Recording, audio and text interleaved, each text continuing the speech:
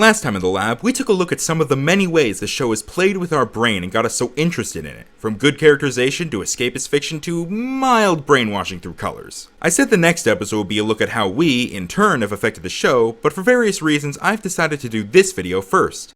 Not the least of which being that it's Christmas! So let's talk about winter wrap-up. For example, you know how every pony strives to get all that snow and ice cleaned up and all those birds back within one day? And how they were so upset at failing to do so in the past? Maybe they should have let it take more time. Because if they keep this up, they're going to do a lot of damage to the environment, the animals, and themselves. Winter wrap up, winter wrap up. Let's finish our holiday cheer. Winter wrap up, winter wrap up. 'Cause tomorrow spring is here. Winter wrap up, winter wrap up. 'Cause tomorrow spring is here. 'Cause tomorrow spring is here. 'Cause tomorrow spring is here.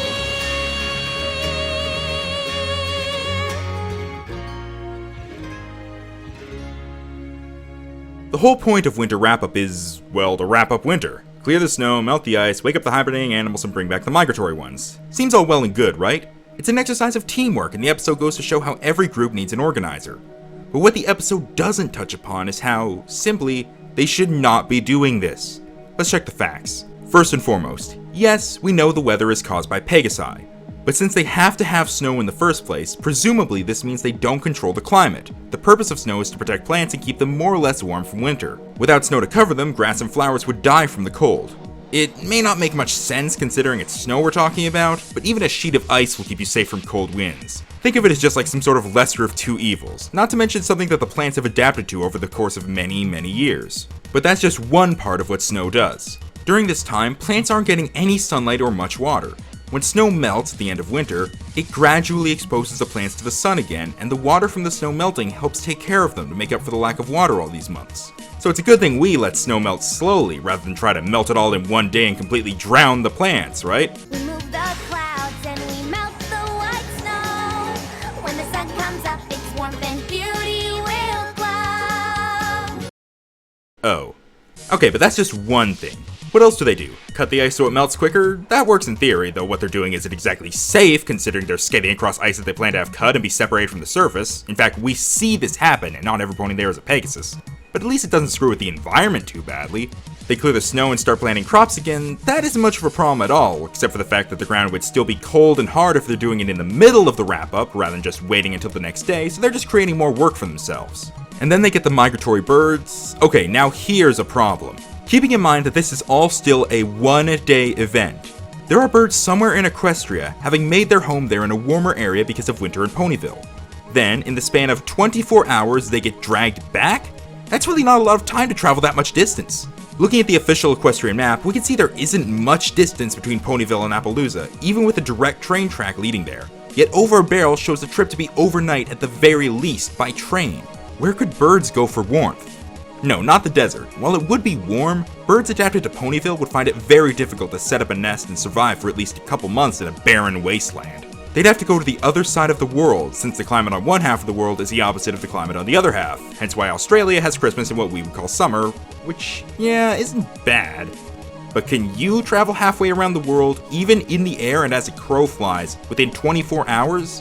Heck, not even that. The birds come back when the sun is still in the sky, 12 hours at the absolute most. They would have to travel at their highest possible speed with no breaks whatsoever, and that would not leave many survivors, bird or Pegasus.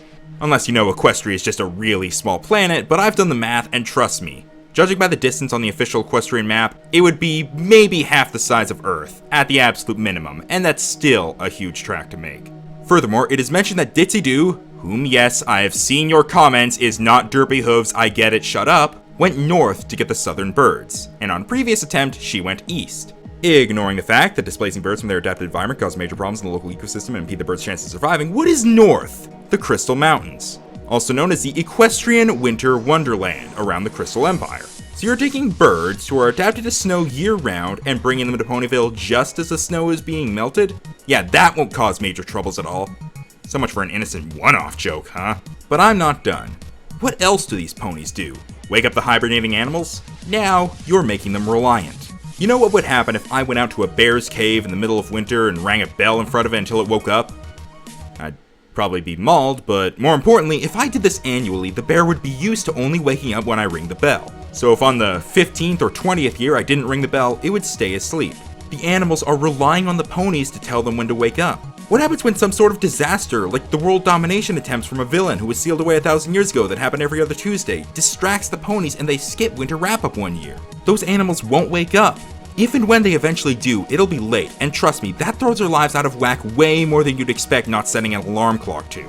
They won't just miss a job interview or be late for school. Animals that bury food, like squirrels with their nuts, will find their food taken by other critters, and all creatures in general will have to contend with one another as they wake up at different times to get back on track. And you know what else they'll get reliant on? Going back to the birds, the ponies build their nests for them. Why? Birds make their own nests, that's what they do, and once again, what's gonna happen if one year the ponies just can't? The birds will come back expecting nests and get nothing. They won't be used to making their own, so they'll be essentially homeless, and we all know that can't end well. Oh, and the ponies also get the food for these animals because apparently they can't hunt on their own. How did that saying go? Is this my dog or am I this dog's human? You get what I'm saying, right? Ponies are practically slaves to these animals, especially around winter wrap-up, doing stuff for them that in our world they could do just fine on their own. And that's winter wrap-up for you in a nutshell. Plants get drowned, ecosystems get screwed up, ponies get trapped on melting chunks of ice, and yet they all think it's a good thing.